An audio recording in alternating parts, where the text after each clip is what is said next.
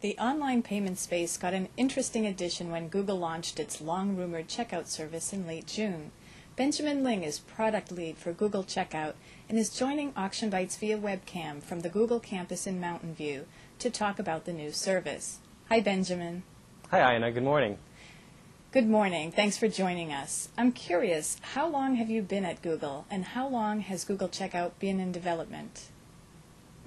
Well, Ina, I've been at Google for a little over 2.5 years, and as you know, billing and payments have a long history at Google. We've collected billions of dollars in AdWords payments and dispersed billions of dollars in AdSense. So, the platform for Google Checkout has been in the core of Google for many, many years.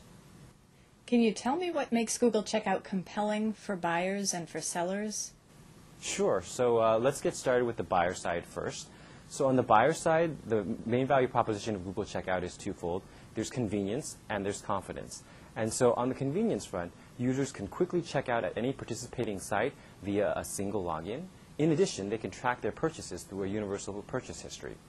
So on the confidence side, users can shop at participating stores without sharing their credit card information. In addition, they have the option to select whether or not to share their email address. In the cases where they feel uncomfortable sharing their email address, Google provides them with tools to be able to create a customized email address between the buyer and the seller.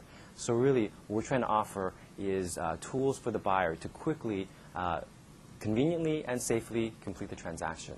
Now, on the seller side, the value proposition is more revenue and lower costs, basically higher profits. So in terms of more revenue, Google Checkout is designed in such a way to drive users to the merchant sites by the AdWords badge. So the shopping cart badge that you see helps drive more leads to the merchant site. Now, once a consumer shows up at the merchant site, there's a Google Checkout button that helps streamline the checkout process, and consumers can quickly check out, increasing conversions. And then lastly, Google Checkout works with Google AdWords to lower the merchant's costs. So there's a free payment processing that's associated with AdWords. And so overall, for the merchant, it's higher revenue and lower costs. How do you balance the convenience factors against the risks of online fraud? We take both of these issues very seriously, and Google Checkout is designed in such a way that it's convenient for the end user. At the same time, we've built Google Checkout and designed it in such a way with a lot of fraud prevention techniques in place. In addition, we protect users from unauthorized use, and we absolve them of that liability. How easy is it for a seller to set up a Google Checkout account? Well, actually, it's really easy for a seller to set up a Google Checkout account. A concrete example is that I spent about 7 minutes with my mom.